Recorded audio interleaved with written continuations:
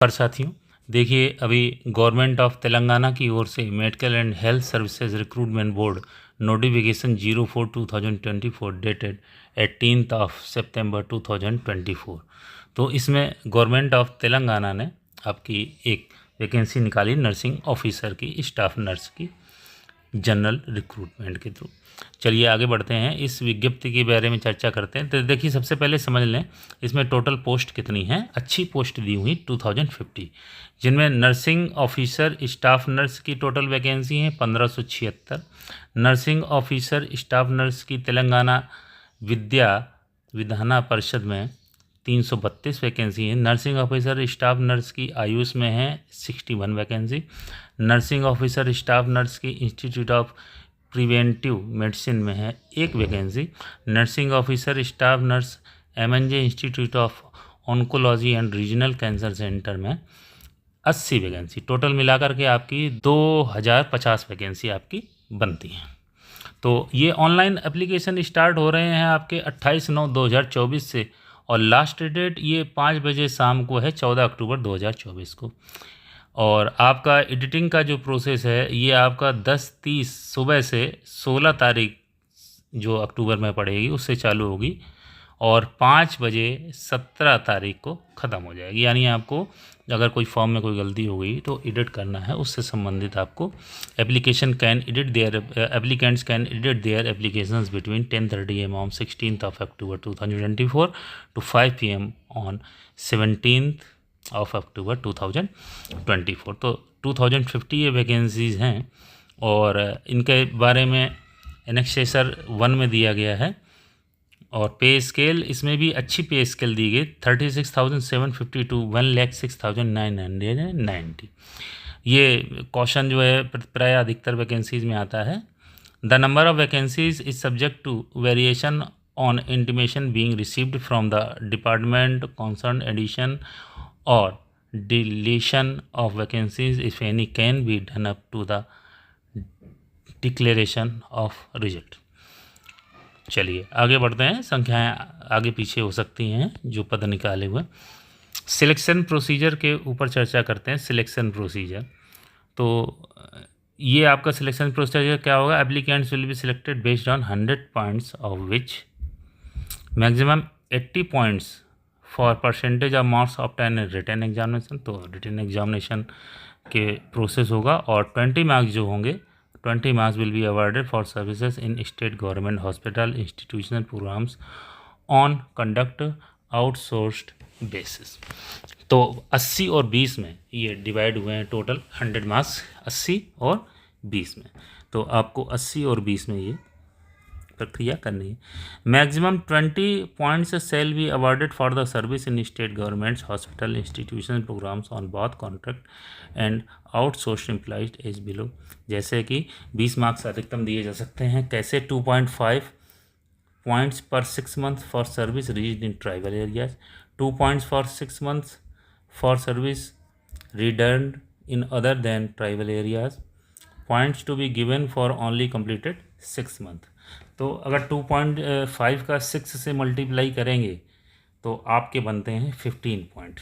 अधिकतम कितने देने हैं, अधिकतम देने हैं 20 पॉइंट, और 2.5 के हिसाब से आपका 2.5 × 6 इज इक्वल टू 15 पॉइंट हो जाएंगे।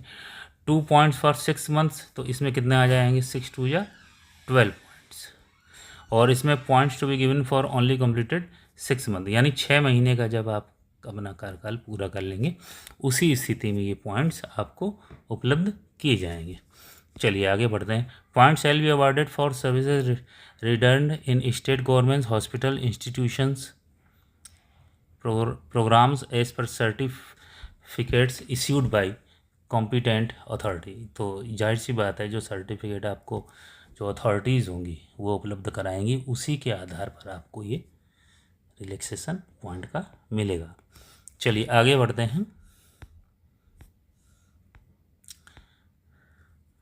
Date of notification shall be cut off date of calculating the weightage marks and component competent authorities shall be issued the experience certificates accordingly. तो जाहिर सी बात है, जिस दिन नोटिफिकेशन आपका आउट हुआ है उस दिन से ही जो है डेट का कैलकुलेशन होगा। तो ये बात ध्यान देने वाली है। If more than one applicant score same marks, ये देखिए यदि दो एप्लीकेंट्स के सेम मार्क्स आते हैं, then the person with higher age will be assigned better rank. If more than one candidate has same marks and same date of birth, then the percentage of marks obtained in qualifying examination will be taken into consideration of awarding the rank. तो जाहिर सी बात है, यदि किसी candidate ने same score किया है, उस स्थिति में जिसकी एज ज़्यादा होगी उसे वरीयता दी जाएगी। और यदि उसमें भी कंडीशन ये बन गई है कि एक से अधिक जो है कैंडिडेट्स हैं जिनके मार्क और डेट ऑफ बर्थ सेम है, उस स्थिति में क्या होगा, then the percentage of marks obtained in qualifying examination will be taken into consideration for awarding the rank. ठीक है, तो इस बात को आपको समझना पड़ेगा।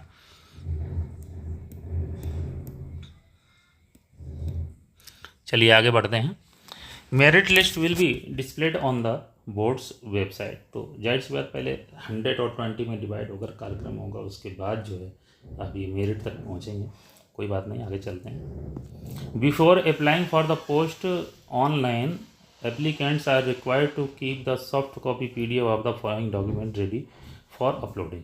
कौन कौन से डॉक्यूमेंट चाहिए उन्हें, स्थिति क्या है? Aadhaar card, SSC for 10th class certificate, GNM BSc nursing certificate, Telangana nursing council registration certificate, experience certificate, study certificate 1st to 7th class for claiming local status. आगे बढ़ते हैं। For candidates who have not studied in any school residence certified by competent authorities of Telangana for claiming local status, community certificate SC ST, ये तो ज़रूरी है। Latest non creamy layer certificate, latest income and asset certificate, sport certificate issued by the component authority of applicants claiming reservation under sport Kota. तो देखिए यहाँ पर sport कोटे के तहत जो कैंडिडेट होंगे तो उनको जो है स्पोर्ट कोटे वाला आपका सर्टिफिकेट देना पड़ेगा। आगे चलते हैं। SADA REM certificate for the applicants claiming physically handicapped reservation, service certificate for NCC instructor claiming age relaxation, service certificate for in service regular applicants claiming for age relaxation, applicants photograph JPG JPEG और PNG form में, और applicant signature JPG JPEG और PNG form में। तो ये document जिसके तैयार होंगे वो जो है इस फॉर्म को भरे। Applicants who possesses requisite qualifications should apply online after satisfying themselves about the term and conditions of this recruitment। तो यहाँ पर ये बात समझनी पड़ेगी रिक्रूटमेंट के पहले आपको कि आप ये डॉक्यूमेंट्स तैयार रखें। बात आती है एजुकेशनल क्वालिफिकेशन की। Applicants must process the following qualification as on the date of notification. तो नोटिफिकेशन की डेट पर आपकी क्या क्या क्वालिफिकेशन ओके होनी चाहिए। तो यहाँ पर चलते general nursing and midwifery GNM और BSc nursing. Further the application should be registered with Telangana nursing council as on date of their application and should upload this certificate online. अब आते हैं इक्विवेलेंट क्वालिफिकेशन के ऊपर। इक्विवेलेंट क्वालिफिकेशन क्या क्या चाहिए। तो इक्विवेलेंट क्वालिफिकेशन की अगर बात करेंगे तो at the time of verification of certificate, if it is noticed that the applicant who possesses a qualification other than requisite qualification and claims that said qualification is equivalent to the requisite qualification, the matter shall be referred to an expert committee। किसके पास जाएगा मामला? Expert committee constituted by the board, and the board will take a decision based on the report of expert committee. तो कहने का मतलब ये है, जो इक्विवेलेंट क्वालिफिकेशन का दावा पेश करेंगे उनसे संबंधित जो भी सर्टिफिकेट लगाए जाएंगे उनके संबंध में आपकी एक्सपर्ट कमेटी डिसीजन लेगी। बात करते हैं एज की। तो एज की अगर बात करें तो एज 18 वर्ष से 46 वर्ष अधिकतम। तो age is record as on 1/7/2024। कहाँ से काउंट होगी आपकी? 1 जुलाई 2024 से एज काउंट की जाएगी। कहाँ से कहाँ तक? 18 वर्ष से 46 वर्ष तक। ठीक है, तो इस चीज़ को ध्यान रखना है आपको। Upper age limit of 46 years is considered as per GO general administration department 0, तो ये तो जो है सार्वभौमिक है, सभी के लिए। कैटेगरी ऑफ एप्लीकेंट्स, चर्चा करते हैं कैटेगरी ऑफ एप्लीकेंट्स। जो एज रिलैक्सेशन का मसला है वो कैसे कैसे किसको किसको उपलब्ध होगा। तो सबसे पहला जो इसमें आता है point, Telangana state government employees, दूसरा है एक्स सर्विसमैन, तीसरा है एनसीसी, और चौथा तो category wise SC ST OBC EWS physically handicapped persons वगैरह वगैरह। तो तेलंगाना स्टेट गवर्नमेंट के जो एम्प्लॉइज़ होंगे उनके लिए up to 5 years based on the length of regular service. Ex serviceman के लिए 3 years and length of service rendered in the armed forces. NCC के लिए 3 years and length of service rendered in the NCC. SC ST OBC जो 5 वर्ष का है, और physically handicapped के लिए 10 वर्ष का रिलैक्सेशन मिलेगा। तो आप अपनी कैटेगरी के हिसाब से या जो आप रिलैक्सेशन लेना चाहते हैं उसके हिसाब से फिजिकली हैंडीकैप्ड, एक serviceman, NCC ST SC OBC या स्टेट गवर्नमेंट के एम्प्लाई हैं, उसके संबंध में आप जो है अपने दस्तावेज अटैच करेंगे। अब चर्चा करते हैं फ़ी की। तो जो एग्ज़ाम फ़ी होगी, जो आपकी एप्लीकेशन फ़ी होगी, examination fee, each applicant must be pay 500 rupees only towards examination fee. कितना? 500 rupees. There is no fee exemption under his category, this category.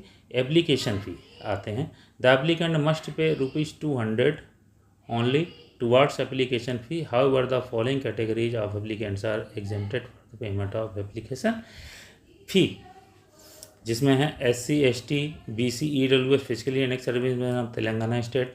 Unemployed applicants in the age group of 18 to 46 are of Telangana state. Applicants belonging to other state are not accepted for payment of fee. ठीक है, तो other state के लिए जो है ये सुविधा नहीं है। आगे बढ़ते हैं, मोड ऑफ फ़ी पेमेंट। तो फ़ी पेमेंट का मोड आपको क्या रहेगा? The fee is to be paid online through payment gateway duly following online instruction once in the application. बाकी तो वही कॉमन चीज़ें हैं। Procedure for application has to be made online on MHSRB website. तो MHSRB की website पर आप जाकर के ऑनलाइन एप्लीकेशन कर सकते हैं। रिटन एग्जामिनेशन के बारे में चर्चा करना बहुत ज़रूरी है। रिटन एग्जामिनेशन का कैसा रहेगा, क्या होगा? तो एग्जामिनेशन कैसा होगा भाई? एग्जामिनेशन होगा कंप्यूटर बेस्ड, जहाँ पर होंगे 80 multiple choice questions and each question carry 1 mark. तो CBT होगा, कंप्यूटर बेस्ड टेस्ट होगा, जिसमें 80 मल्टीपल चॉइस क्वेश्चंस होंगे और प्रत्येक क्वेश्चन के लिए मैक्सिमम मार्क्स, अधिकतम मार्क 1 होगा। और ये एग्ज़ाम होगा कब? 17, कौन सा महीना पड़ रहा है? 11 नवंबर, 17 नवंबर 2024। If the computer based test is held on more than 1 session then normalisation. ये देखिए, ध्यान रखना है, मतलब 1 सेशन से अधिक अगर होता है तो नॉर्मलाइजेशन की प्रक्रिया वहाँ पर कार्य करेगी। नॉर्मलाइजेशन की प्रक्रिया 1-2 से अधिक पालियों में जब होता है एग्ज़ाम, 2 या 2 से अधिक पालियों में, उस स्थिति में नॉर्मलाइजेशन की प्रक्रिया लागू हो जाती है। तो क्वेश्चन पेपर सेट किस में होगा? लैंग्वेज क्या होगी इसकी? इंग्लिश होगी। Syllabus of the examination is given at annexation 5। Syllabus के बारे में भी आगे चर्चा करेंगे। Applicants have to download the hall ticket online and the date of which. तो हॉल टिकट आपको ऑनलाइन ही मिलेगा, जाहिर सी बात है। Downloading of hall tickets be entered will be notified. और एग्जामिनेशन सेंटर्स के बारे में यदि चर्चा करें तो इसमें एग्जामिनेशन सेंटर्स आपके दिए जाएंगे हैदराबाद, नलगोंडा, कोडाड, खम्मम, कोथागुलेडम, सतुपल्ली, करीमनगर। ठीक है, और ये आगे इसमें हैं महबूबनगर, संगारेड्डी, आदिलाबाद, निजामाबाद, वारंगल, नरसंपेट। तो ये आपके कुल मिला के 13 जो है सेंटर इन्होंने फाइनल की हैं। आगे चलते हैं, रिजर्वेशन के संबंध में चर्चा करते हैं। Reservations, the rule of reservation is applicable as issued by the state government from time to time. तो जाहिर सी बात, रिजर्वेशन जो रूल्स हैं फॉलो किए जाएंगे। आगे चलते हैं, रिजर्वेशन फॉर बेंचमार्क डिसेबिलिटीज़। तो डिसेबिलिटी से रिलेटेड है, जैसे किनको उपलब्ध होगा, जो ब्लाइंडनेस है, लो विजन है, deaf and hard of hearing है, autism, intellectual disability, specific learning disability and mental illness है, और मल्टीपल डिसेबिलिटीज़ हैं। ऐसे कैंडिडेट्स इसका लाभ ले पाएंगे। आगे चलते हैं। कम्युनिटी सर्टिफिकेट, ये तो जाहिर सी बात है, ये आपको देने पड़ेंगे। Reservation of local candidates, the post are classified into zonal post and local reservation is applicable. तो जोनल पोस्ट के आधार पर चूँकि इनकी वैकेंसी फाइनल की गई है, इसलिए इनको जो है ना वहाँ का लोकल जो आपका रिजर्वेशन प्रोसेस होगा वो फॉलो किया जाए। Local reservation 95% applicable as per para 8 of GO number 124 general administration SPF MC department dated 13 अगस्त 2018। चलिए आगे बढ़ते हैं। जनरल प्रिवेंशंस, ये विज्ञप्ति काफ़ी लंबी है तो हम लोग मुख्य बिंदुओं पर ही चर्चा करेंगे। डिसक्वालिफिकेशन ऑफ अपॉइंटमेंट, तो डिसक्वालिफिकेशन में क्या कंडीशन होगी? Any applicant can be disqualified at any stage of पर rule 12(4) of Telangana state and subordinate service rules. तो ये गवर्नमेंट के ऊपर है, यदि आपके डॉक्यूमेंट्स में कोई किसी तरीके की आपत्ति मिलती है तो आपका अभ्यर्थन कभी भी निरस्त किया जाता है। चलिए अब आते हैं जो संबंधित जानकारी और दी गई है। ये देखिए, आपको बताया था 2050 वैकेंसी, कितनी वैकेंसी बताई थी? 2050 वैकेंसी ये यहाँ पर शो हो रही हैं, जिनमें से आपके जोन फर्स्ट में 241 है, जोन सेकेंड में 86 है, जोन थर्ड में 246 है, जोन फोर्थ में 353 है, जोन 5 में 183 है, जोन 6 में 747 है, और जोन 7 में 114 है। टोटल वैकेंसी बन रही है 2050। चलिए आगे बढ़ते हैं। ये एनेक्सेसर के बारे में अभी हमने पीछे चर्चा करी थी, तो वही उन्होंने डिटेल दी है सब सेंटर्स वगैरह की। चलिए आगे चलते हैं। ये तो आपके सर्टिफिकेशन प्रोसेस है जो आपको जमा करने पड़ेंगे। और आगे चलते हैं, शपथ पत्र है।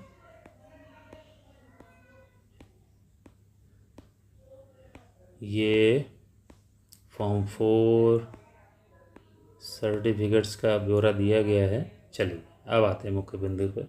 Syllabus for written test, syllabus for written test, GNM level syllabus. तो इसमें पहला टॉपिक है एनाटॉमी एंड फिजियोलॉजी। तो एनाटॉमी और फिजियोलॉजी में introduction of anatomical terms, organization of human body, introduction of detailed structure of the body, blood, the circulatory system, the lymphatic system, the respiratory system, the digestive system हो गया, the excretory system, the endocrine system, the reproductive system, the nervous system, the sense organ, the skeleton, the muscular system। और microbiology का जो topic होगा, microbiology का, इसमें आपको पूछा जाएगा introduction micro organisms, infection and transmission, immunity, control and destruction of microbes, और प्रैक्टिकल माइक्रोबायोलॉजी। आगे चलते हैं। साइकोलॉजी का भी टॉपिक जो आ रहा है उसमें आपके मुख्य बिंदु रहेंगे introduction structure of the mind, psychology of human behaviour, learning, thinking and reasoning, observation of perception, personality, intelligence. आते हैं अगले टॉपिक पर, सोशियोलॉजी पर। सोशियोलॉजी के टॉपिक पर चलते हैं। सोशियोलॉजी टॉपिक में वही same process, introduction, individual, the family, society, the community. अब आते हैं fundamentals of nursing. Fundamentals of nursing में आपके जो टॉपिक रहेंगे वो रहेंगे introduction of nursing, nursing care of the patient, meeting the basic needs of a patient, assessment of patient client, infection control, therapeutic nursing care, introduction of the clinical pharmacology. First aid जो आपका topic आएगा उसमें आपके रहेंगे introduction, procedures and techniques in first aid in emergencies, community emergencies and community resources. 7th number जो आपका topic है community health and nursing first. इसमें देखिए आपका introduction of community health nursing, health assessment, principles of epidemiology and epidemiological methods, family health nursing care, family health care setting, home visit, referral system, records and sports minor alignments. Environmental hygiene में चलते हैं। तो environmental hygiene में जो आपके topic आएंगे, introduction environmental factors contributing of health community organisation और to promote environmental health. जो 9th नंबर आपका टॉपिक रहेगा health education and communication skills. इसमें कम्युनिकेशन स्किल्स आएगी, health education, counselling methods of media of health education. Nutrition की बात करें, nutrition में आपके रहेंगे introduction, classification of food, normal dietary requirements, food preparation, preservation and storage. आगे रहेगा therapeutic diet, community nutrition, preparation of diet and practical. 11 number जो topic रहेगा मेडिकल सर्जिकल नर्सिंग से रिलेटेड है वो, उसमें आपका introduction nursing assessment, pathological mechanism of disease, altered immune response, fluid and electrolyte balance of imbalance, operation theatre technique, management of patient undergoing surgery, nursing management of patient with gastrointestinal disorders, nursing management of patient with metabolic and endocrinal disorders, nursing management of renal and urinary disorder, nursing management of patients with neurological disorder, nursing management of patient with connective tissues and collagen disorder, nursing management of the elderly, nursing management of the patient with impaired respiratory function and gases exchange। Topic number 12 रहेगा medical surgical nursing second, जिसमें आपके आएंगे oncology nursing, nursing management of patient with disorders of breast, nursing management of patient with disease and disorders of integumentary system, ophthalmology and ophthalmic nursing, nursing management of patient with disorders and disease of ear, nose and throat, nursing management of patient with cardiovascular, circulatory and hematological disorders, nursing management of patient with communicable disease, nursing management of patient with sexually transmitted disease, nursing management of patients with musculoskeletal disorders and disease, emergency management, emergency and disaster nursing।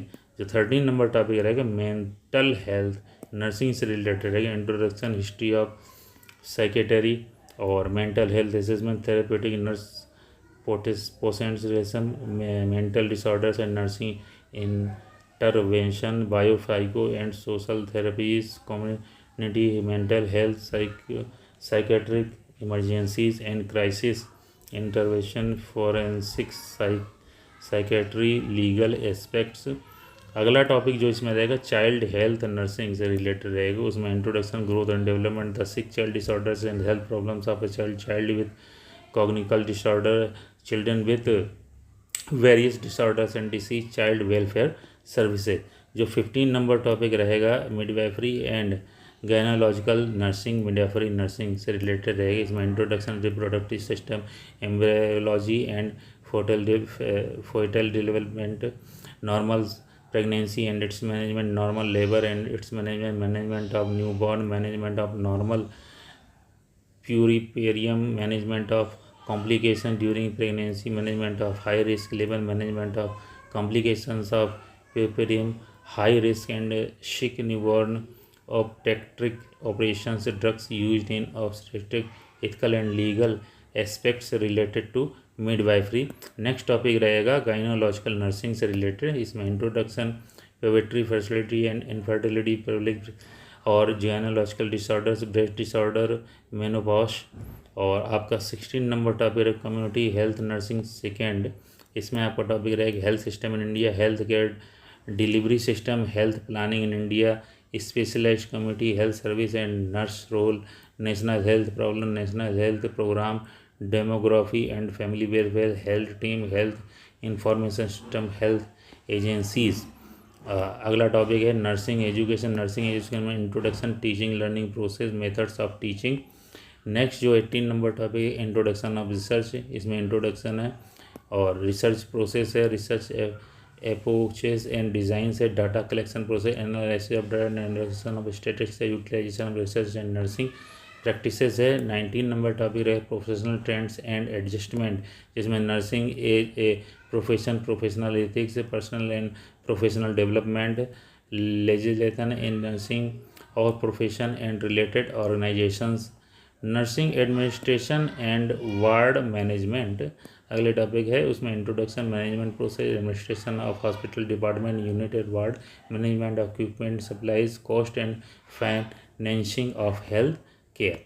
तो ये आपके topic उसमें रहेंगे जिनको आपको तैयार करना है। और आप ये ध्यान रखें, इससे रिलेटेड यदि आपको PDF चाहिए तो आप